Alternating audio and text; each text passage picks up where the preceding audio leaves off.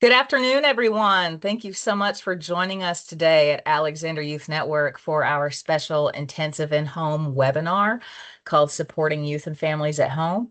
We're so excited that you are able to join us today to learn about this incredibly valuable service. My name is Erica Moss, and I am the Referral and Business Development Specialist. I've been with Alexander for it'll be 13 years in June. So I've had a lot of experience throughout the agency and in various different roles. So I do have a lot of knowledge of all Alexander services, not just intensive and home. And my role is generally to just help provide compassionate and personalized guidance throughout the referral process. And I do this for you as partners in the care of our children and for families. That's my favorite part of my job, is just helping to hold hands and helping to get these kids into services and to answer any questions that you may have about us. So I'm going to start off with going into a little bit of our webinar agenda. So the first thing we're going to do is we're going to talk about the background of Alexander Youth Network, our history, a little bit about our model of care, how we apply the treatment model that we incorporate into all of our services. And then we'll have a session with clinical expertise and program explanation. So Ashley Sparks is on the line, and she is one of our amazing regional executive directors. And so she is going to present the more specific intensive in-home piece of the presentation. And then following that, we will have a question and answer session. Right now, nobody has their, or nobody should, yeah, I don't think anybody does. Nobody has their mic enabled, but once we get to the question and answer session, I am going to enable everybody's mic so that you can just unmute, pop on, ask away, put a question in the chat, and I'll monitor the chat and we'll be able to answer those questions for you. And then also at the end of the presentation, once everything's said and done, and you've had all your questions answered that you could think of during this session, I will be entering every attendee into a random drawing to win some AYN swag. And so that's exciting, and I will let that winner know who they are by email. You will all also receive by email a copy of this PowerPoint presentation, as well as a copy of our referral forms and a copy of the a link to the recording of this entire webinar. So again, thank you all so much for joining. I'm really excited to get started. So without further ado, I'm gonna move it over to oh, I'm sorry, let me cover this. So our mission statement, this is something that we have just transformed, and we're really excited about it because I feel like it really, it definitely represents exactly who Alexander is. And so it says, our mission is to transform the lives of children, not just change the lives of children, not just improve the lives of children, but to absolutely transform the lives of children who are facing emotional and behavioral challenges. And so we do that by building bridges to hope and healing. And we empower children to grow, families to strengthen, and communities to thrive. And together, that's us at Alexander Youth Network, you and all of your spaces, families, community members, together we build bridges to hope and healing. It takes all of us to do this. And we're so happy to be a part of this mission that I know we're all so passionate about. So now I'm going to turn it on over to Ashley Sparks. Again, she is one of our regional executive directors.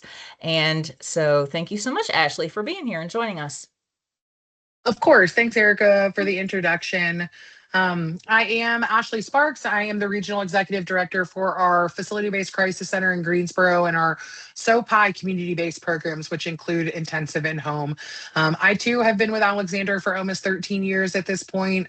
I have been a director for almost 10 within the agency, and I am a licensed clinical social worker. I have my MSW with a concentration in children, youth, and families. So I'm really excited to talk to you guys today about Alexander. Like Erica said, we've just changed our mission statement, and I'm so excited, and I cannot wait for some of our new branding to come out.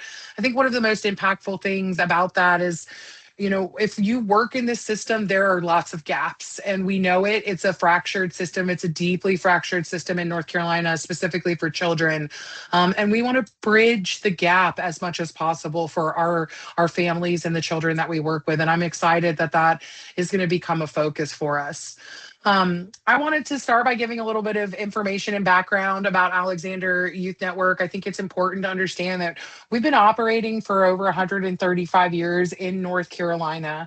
A lot of the big mental health organizations are nationwide, and mental health care is really specific to the state that we're operating within. So I, I'm a bit, it's always really exciting that, we have a long history in North Carolina. We did start as like a welfare agency for women and children, but we've been exclusive behavioral health since the 80s, and that's been our focus. We typically, with all of our programs and our subsidiaries, we do have two subsidiaries, the Relatives and Youth Focus. We serve over 10,000 children and families annually. So we touch a lot of lives in North Carolina. We have 13 different programs. We offer sort of a whole solution array, which we'll talk about a little bit later.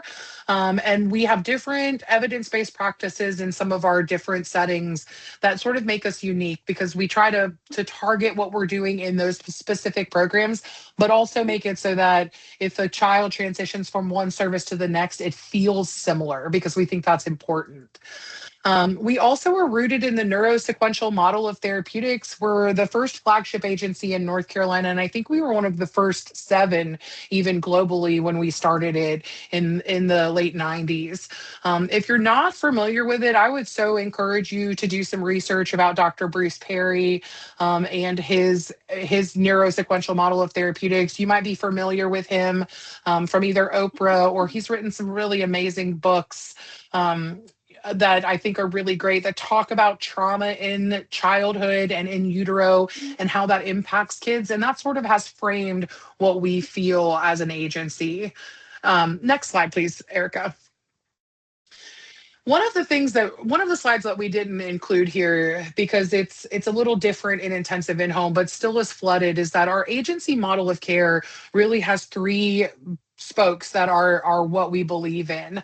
It's structure and routine, it's targeted activities, and it's positive human interaction. So some programs are more behavior modification, where it's if you do this, this is the consequence every single time.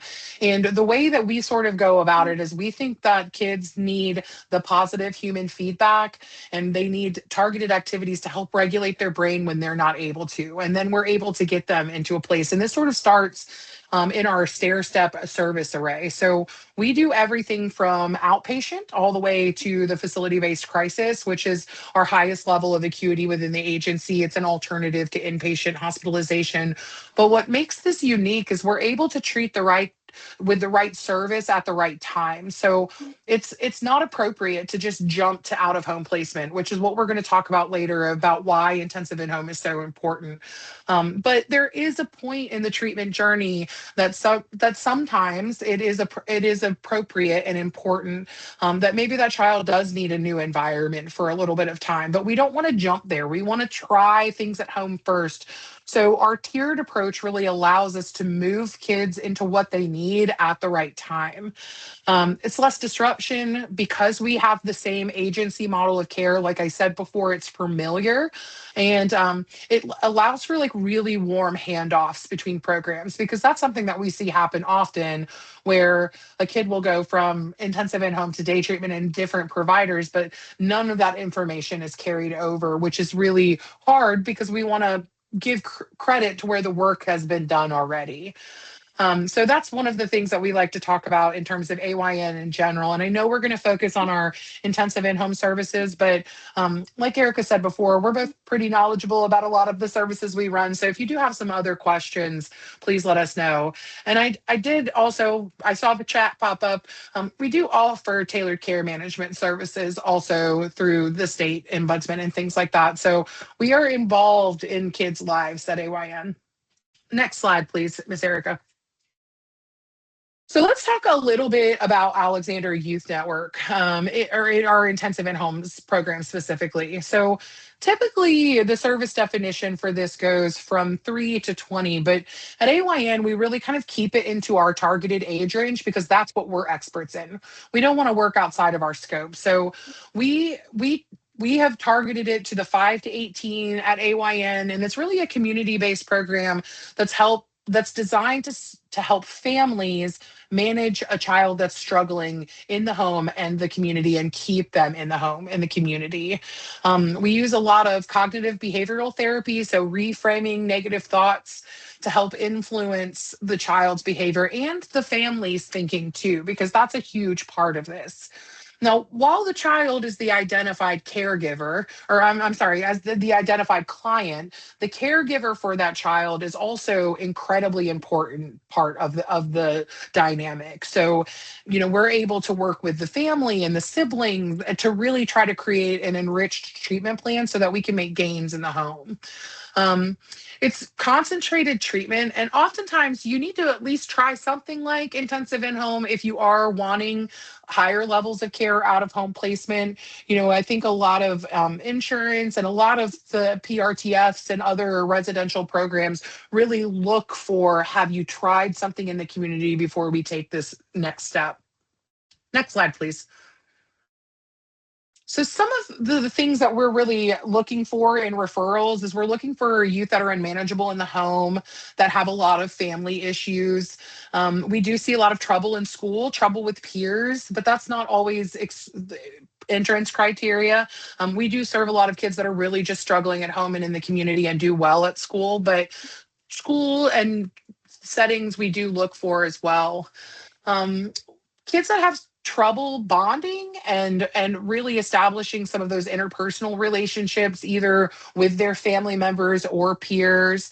Intensive in home can really work with those kids. We have a kid right now that has a very strict case of social phobia. And so, one of the things their intensive in home team is doing with that child is some of the sessions they've started at the local library and they reserve a private room. So, they're in public, but they're still sort of separate. And over the months, that's transitioned to sitting just at a regular table in the library because the library is still quiet.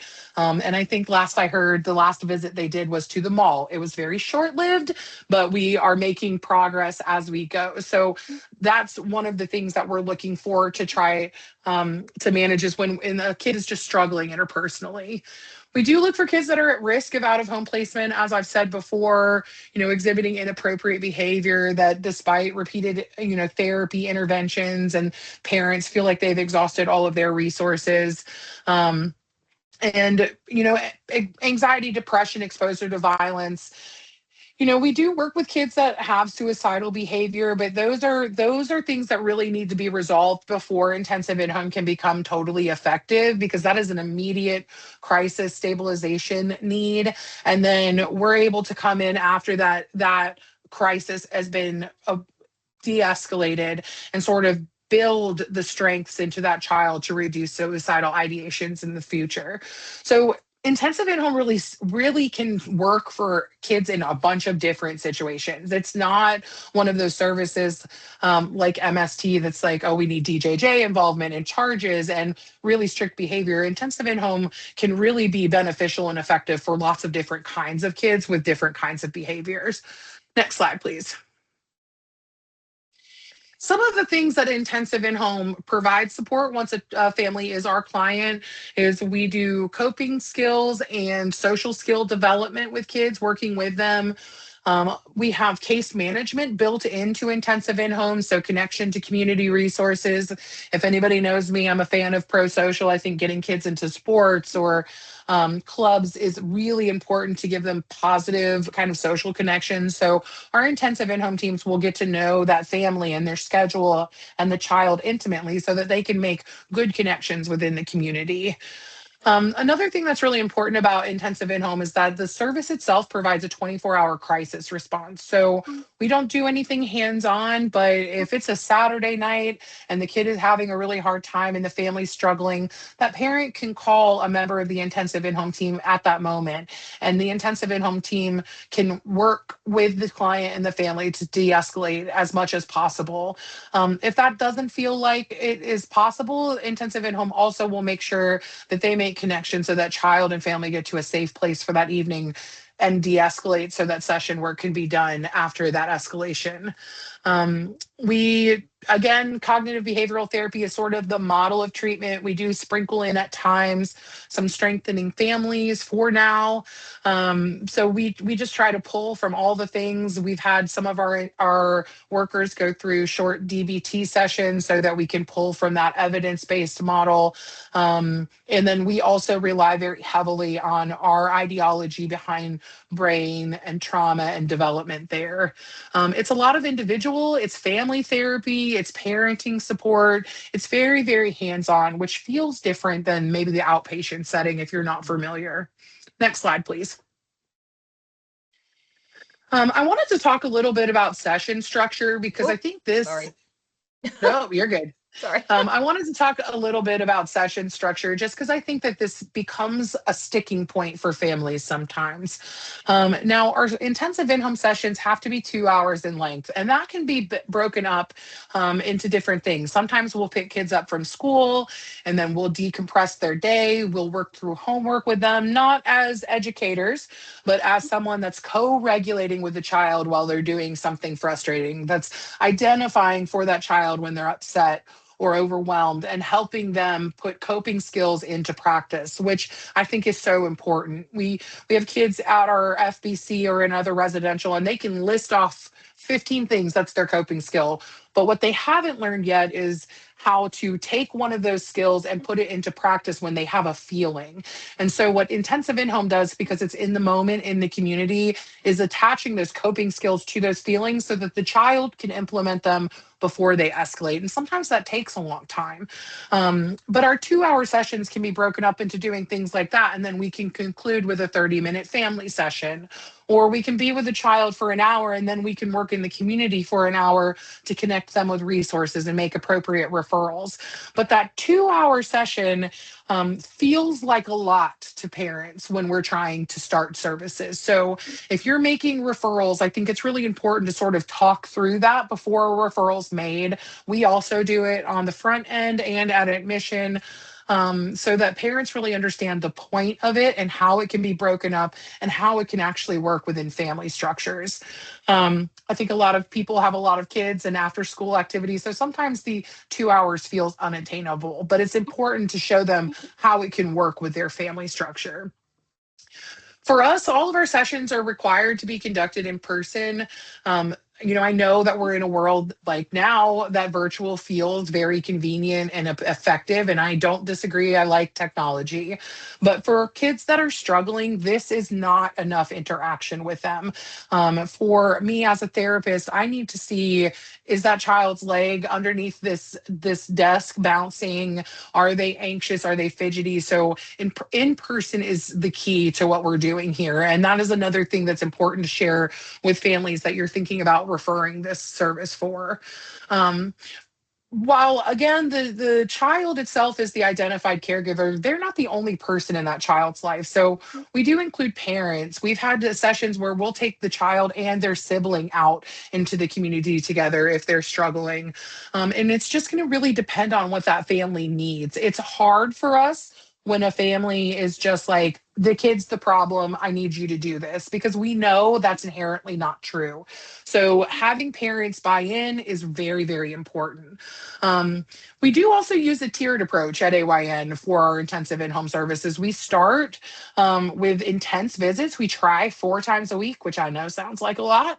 But as that child makes progress and as that family becomes more comfortable implementing some of the strategies we suggest, we back it off. So by the time the child discharges, they only may be seen once or twice a week. And that titration also helps that child be successful when they step down into outpatient services, because instead of having a lot of support, which I think happens a lot in a PRTF setting, the child has a lot of intensive support. Anytime they want something, anytime they become upset, there is an immediate adult there to help them manage it.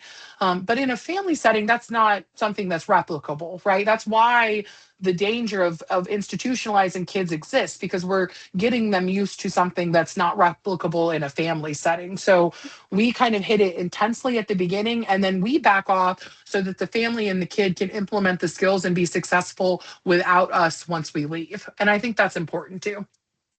Next slide, please. So, why is intensive in home important? I feel like I've used the word important a lot today, but it is important. This is important work we're doing.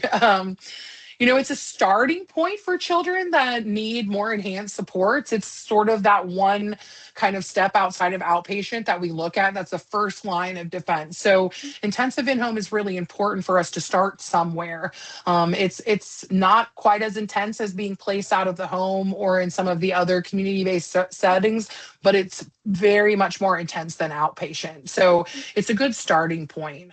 Um, and I sort of said this, out of home placement don't always give a realistic view to the child and their behaviors. And that is so true. As somebody that works in and runs other residential programs, like I had a kid one time in our facility based crisis that only had problems with his mom. He was the most respectful, well mannered child when he was with us, and he was with us a few times. And I remember having a session with him one time, and I said, what is it that's going on at home that sort of makes you feel that way? And you are met with adversity here. Why don't you blow up and act the same way? And his response was, oh my gosh, I would be so embarrassed to do that in public. So when we are taking kids out and putting them in an unrealistic setting, we're not getting a great idea of what their behavior actually looks like or how we can help them. So doing this in the community and in the home is incredibly important. Um, Intensive in home can also, we're talking about building bridges, and I put this in here before we had our new mission statement, but it can really bridge the gap in services if a child's at a hospital or a higher level of care and needs more intensive support as they transition home. Because we start at the 3 or 4 sessions a week, it feels almost as intensive as something higher. And then as we titrate off, it feels like much less of a loss of services as we go. But when a child's in a hospital or residential service, they need that constant feedback that we're able to provide in intensive in home. Next slide, please. So why Alexander? There's lots of intensive in-home providers, right? And what I would say at Alexander is we have a long-standing reputation within the state as being a leader in children's behavioral health care. As I said earlier, we've been focusing exclusively on this population since the 80s, and that makes us special. We have lots of people within our organization that have a lot of longevity, so we're able to take some of that institutional knowledge or keep that institutional knowledge and really put it where it needs to go into the programs. We have some brilliant senior leaders that really kind of help guide our direction and our strategic focus, and that's important. Um, I think, Alexander, the other thing that makes us special is that service array we talked about earlier. Intensive in home teams often feel sort of trapped. It's like, okay, we've done all the work that we can do, but this kid needs more support. And truthfully, higher levels of care are so difficult to find now. I'm sure most of you can agree with this, but I think we were reviewing a kid recently and sent a referral somewhere, and it's a 12-week wait list. Well, 12 weeks is an eternity when you're struggling at home with your child. And so our service array really allows us to be more flexible and meet the needs of the families.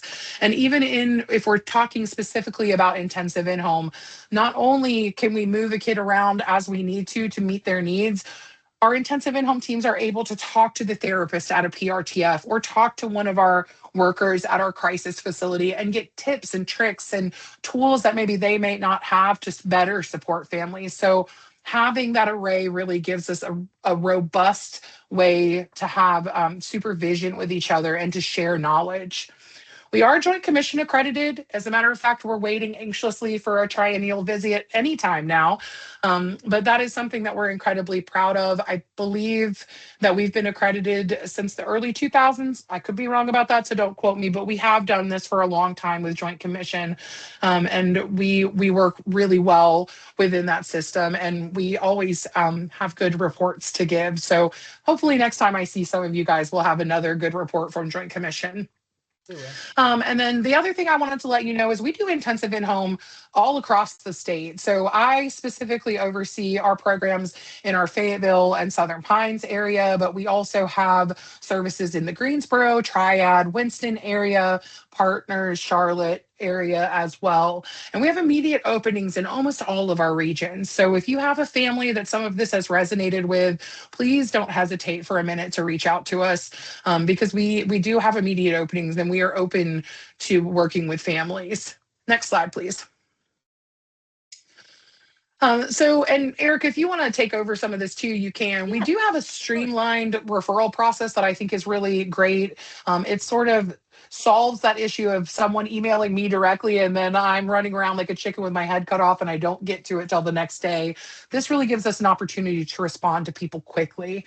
So Eric, if you want to take it away from there, you Yeah, can. absolutely. So one of the things that we like to remind folks is that we have a no wrong door referral process. So what that means is that yes, it may get processed faster if you do go directly to the intake department. What you're seeing here, our access department, what you're seeing here. However, if you talk to any Alexander Youth Network staff, we can get you connected to where you need to be.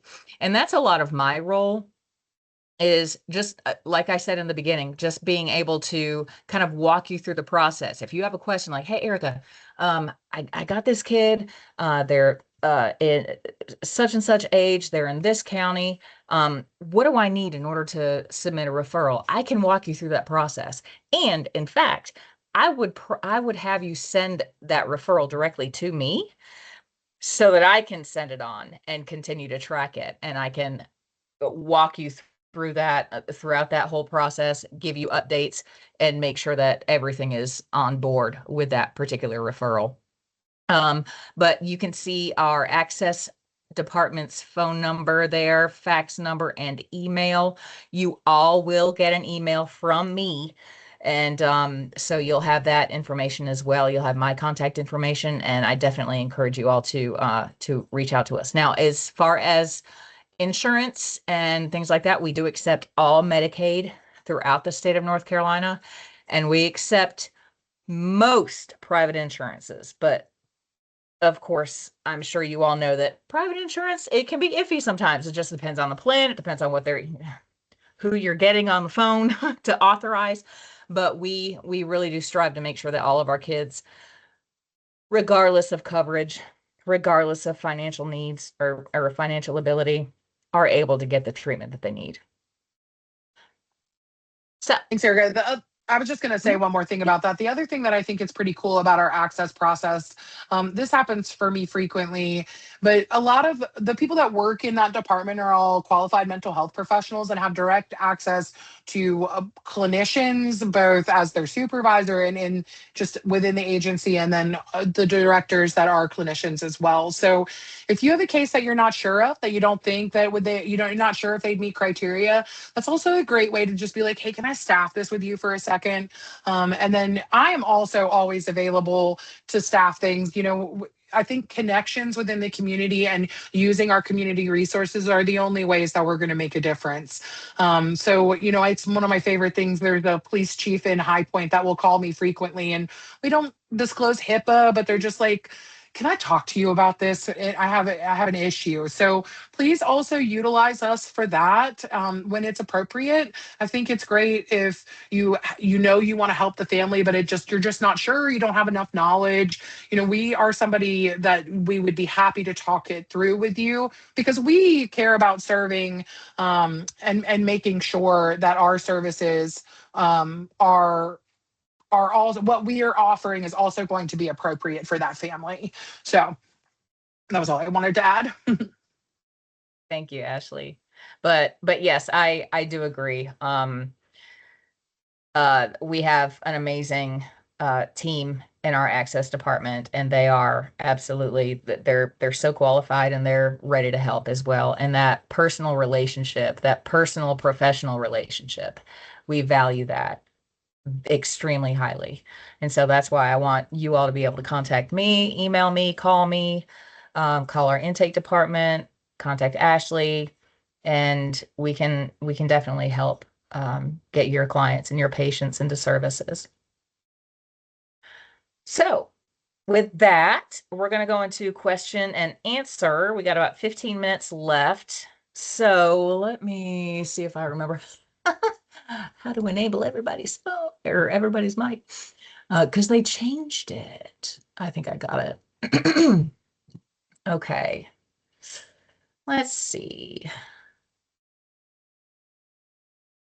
All right. So everybody's mic should now be enabled. So you should be able to unmute yourself if you want. Um, okay, Ashley, I see that you answered Trish. So I did. I call her Trish. Sorry. No, that's Hey fine. Trish. She's one of We ours. No, yeah, and we Amazing. do have some She's really amazing. exciting initiatives Mhm. happening in our residential programs. Mhm. That if you want to reach out to me after this webinar, I'm happy to talk about. We're very excited to be part of the UCARE or the UCARU Guru. pilot through Yeah. the state and things like that. But we're not, unfortunately, not using any of those things in intensive in-home. So, like I said, happy to talk about those if you want to reach out to me afterwards, and we're excited about them. Yeah, it's more like residential day treatment kind of stuff. So, all right, so let's open it up for questions. You are welcome to put any questions in the chat. Ashley, if you want me to monitor the chat, that's fine. Or if anybody has any questions right now that they would like to pose, you are welcome to unmute, and I'll give you a few moments. I know the first question is always the hardest to get out of people. Nobody wants to ask the first question. No, this is a great Well, question. So, one that just popped up in the chat is oh, do I see clients it. have to already have a diagnosis, or are there diagnoses that you are not available to serve? So, a Perfect. child does have to have a mental health diagnosis to participate in it. They don't have to be diagnosed with that prior, though. So, part of the process for getting into intensive in home is that the child has to have a recent, within 30 days, comprehensive clinical assessment or an update within the last 30 days Mhm. recommending the service. And through that assessment process, the child will probably receive some mental health diagnosis based on the symptomology. Are there diagnoses that you are not able to serve, which is a great question. So AYN itself is not an IDD provider, which includes autism. That does not mean that we will not, however. So this is a really good example of a case let's staff before we make referrals, if we're talking about that world. So I think structure and routine and consistency and positive human interactions is applicable for any person. And there are a lot of things through our ideologies and models that we can treat, especially if we're talking like level one autism. If we're getting into more acute autism or more acute IDD diagnoses, and kids are not able to complete their ADLs or are the kind of kid that really need that very strict structure and routine to be successful, it might not be an appropriate intensive in-home referral. But there are no big exclusionary ones. I think that's why we've tried to add some threads of DBT and NMT into our models and what we teach staff so that they do have a good toolbox to be able to treat a very vast array of things. Yeah, we Um, definitely want to take referrals on within reason on a case by case basis. Like we don't want to, put these barriers on referrals like, oh, this kid on paper says they have this diagnosis. We can't serve them. But like, no, we want to get to know the child. We want to get to know the family. We want to get to know their history. We want to get to know their the mental health providers and physical health providers that they're working with. Like it's a whole comprehensive process in qualifying a child for any of our services, really. Yeah. Janice, your question is also a good question. I'm not sure I'm the most qualified person to answer it. And Erica, you may have some additional details. Janice asked, when you refer a child and a child is put on the wait list, how are you notified when they're able to receive services? So, from what I understand, is that if there is a wait list, our access team, once you make that referral, will offer to connect you with another provider so that care Yes. is not delayed. They will give you the option and Yes. let you know how long that is. What I do not know is, as a TCM and not the guardian, I don't know what your communication looks like. We may just follow up with that family when the service becomes available, but we can certainly get some more information about that and send it to you, unless Erica, you know more off the top of your head. Yeah. So again, it's not like a black and white process. It can be a case by case thing. But in general, once a child is put on the wait list, once we've already gathered all the documentation, we know that they're going to be approved through their insurance or through Medicaid, and we're just waiting for that spot to open. So once all that happens, the referring source is generally already out of the picture. So you may or may not be notified. It's at that point when we're getting the child enrolled into services, our access team is working primarily and focusing mostly with the family, the guardian, the foster care provider, whoever that child is in care of. Right. Okay. That's what I thought. And Yeah. Janice, we can talk a little bit more about that offline too, if you want to, because as a TCM, I do think there's probably some things that we can do to keep you more involved in that process. So that's something we can talk about. Um, Miss Lorinda, I am not sure who told you that, but that is not true. So the question in the chat is, I always thought AYN intensive in home only served their kids, but it's good to know that it can be a service externally. Is that correct? Oh, Absolutely. absolutely. The only service that we have with an AYN that I'm aware requires you to be connected to the network itself is med management. And that's because we really need the external feedback to make sure that med adjustments are happening that way. And even that, I don't know, is 100% all the time, but any of our services are eligible to external folks. So I'm sorry if that's the message that you got in the past. That is absolutely not true. And if you're met with any barriers trying to make referrals, please contact Erica and myself, and we Mhm. can make sure that that is fixed. Absolutely. Yeah, I'm disappointed to learn that too. But thank you so Uh, much for bringing that up. Yeah, absolutely. Trish, yes, some parents want all services under one roof. Will med management expand services because that's something parents look for?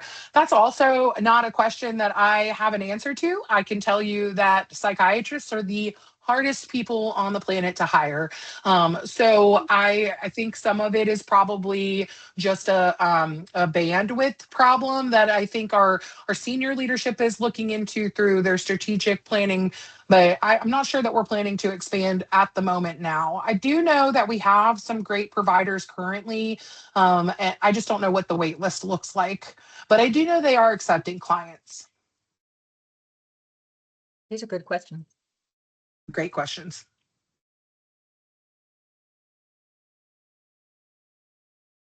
Anybody else? I want to hear some voices though. Somebody unmute. I'm just kidding. Hi, this is Janice. Here's All my right. voice. Hey, James. I did note see here that Ashley said that we do have some of those providers in regards to medication management. Is there a way that I can get a list of those providers that may be accepted, or I can just call myself? I do have some clients that are looking for, psychiatric providers to help with their medication And I know sometimes I struggle with being a tailored care manager to find those resources. So if you have those, that will be great to share them with me. We may be able to reach out to our outpatient offices and see what they have, Lanita. because yeah, because medication would be, it's an outpatient service. Uh-huh. So that yeah, I can reach out to our outpatient offices, and we have three technically, Charlotte, Greensboro, and Winston-Salem. So covering all of those service areas. So I'll see what we can get for you. Thank you for that Okay. question. You're welcome. I just need Greensboro. Okay. Shorten your search for me. We may be able to also connect you with a couple of our case managers at FBC. We have a pretty good cache of local med management providers in the area. Oh, good. Awesome. I would love that. Hey, it's Sam. I just want to say that this was a really informative webinar, if you will, or information piece. As a case manager, I often refer to intensive in-home because I feel like I want to try everything before resulting to removal of the home. So it's really good to get back end information about ways to approach that when we're talking with parents specifically. I get a lot of parents who I will immediately be like, they'll be perfect for intensive in-home. And they're like, well, I want them out of the home. Like, I can't do this anymore. Like, I'm exhausted. And it's like, well, let's if that's really what is presenting, that's the issues that are preceding themselves.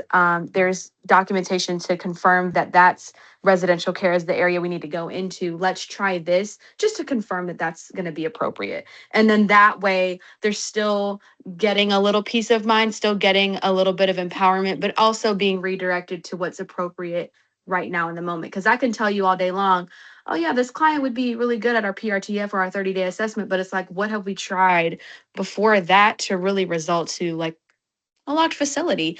So I really appreciate your guys' information about those components because I think that's where waters can get a little bit murky when we're dealing with parents. Oh, definitely. Appreciate you always, Sam. Yeah, definitely. Thank you, Sam. I do think it's important as the referral source to try to have some of those conversations before sending them our way because we don't want the parent to feel like they're being pigeonholed or like forced into something, but we really want them to see how it can be helpful and successful and work for that family. Mhm. So I appreciate that feedback, Sam. Yeah. Yeah, that's good. Well, we got a I have a few minutes question. left. Oh, yes, go ahead, Shanitra. So I'm in a unique situation, sounds like, because like I serve 5 and under. And so most of the time I'm working with the family, and so I'm working with their younger sibling. So Mhm. now I have a question as far as like if I'm not the one actually serving the older child in the home, do I direct them to the back to the pediatrician and say, hey, go talk to the pediatrician to get a referral for AYN, or could the parents refer themselves? The parents It's can a no absolutely wrong refer door. themselves. Yeah, it's a Yeah. no wrong door referral process. Parents can call, you can call, the school can call, DSS can call, DJJ can call, provider can call, pediatrician can call. We will get it started. And then we'll Yeah. just pick it up from there. I Awesome. do Okay, think that you also brought up something really important that we did not talk about, and I know we just have a few minutes left, but so it is not impossible to do intensive in-home while another service is in the home working Mhm. with a sibling. I think people think it's an automatic no, and that is not the fact. You can do special funding requests to get both services approved. We do it all the time at AYN. We do it for lots of different things because you technically, by service definition, can't have intensive in-home and TFC or intensive in-home and day treatment. And we know that those are different things, right? They're targeting different behaviors. So at AYN, we do the work on the back end to make sure that we can get all those services approved if it's what the child needs and we can support it. So if you're doing, and I'm not sure if you're doing like early intervention with one of the little siblings and you're like, man, their older brother's off the chain, we could absolutely work with the older brother while you're continuing to do the service with the younger child. And in a lot of ways, we want to collaborate if possible, because we're all wrapping that family, not the individual child. So yeah, okay. Family first intervention, early intervention. But yeah, absolutely. Your parent can send it, you can send it. And like Erica said, she'll make sure that you guys all have a referral form after this. And if you just want to give it to the parent, there should be instructions on how to get it back to us that way. Mm-hmm.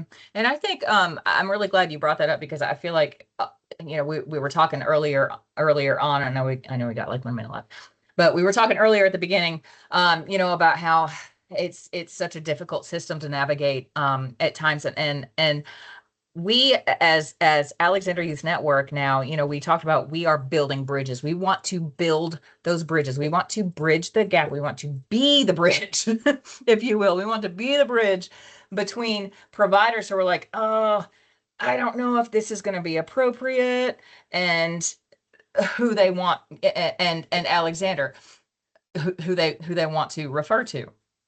So that's our goal here. That's our goal. Like, I think all too often we just set limitations and don't try. So I really appreciate these questions. I think the biggest mistake any of us can make is not to try, and just to assume like, oh, this kid's not going to be able to get into this service. Send it over. Send it over. And we will do everything we can to try to get them in. So we are at 1 o'clock now. I'm going to give it 3 more seconds for any last minute questions.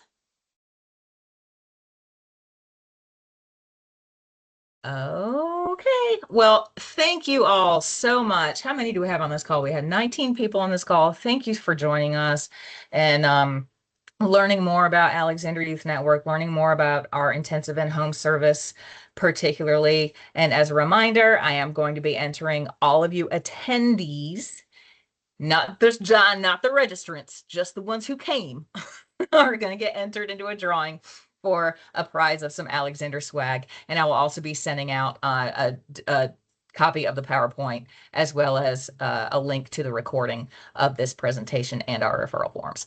So again, please feel free to reach out to either me, Ashley, our access team, or anybody at AYN. We would love to help you. So thank you for coming. Thank you guys. Have a great day. Y'all have a wonderful afternoon. Bye. Thank you. Bye.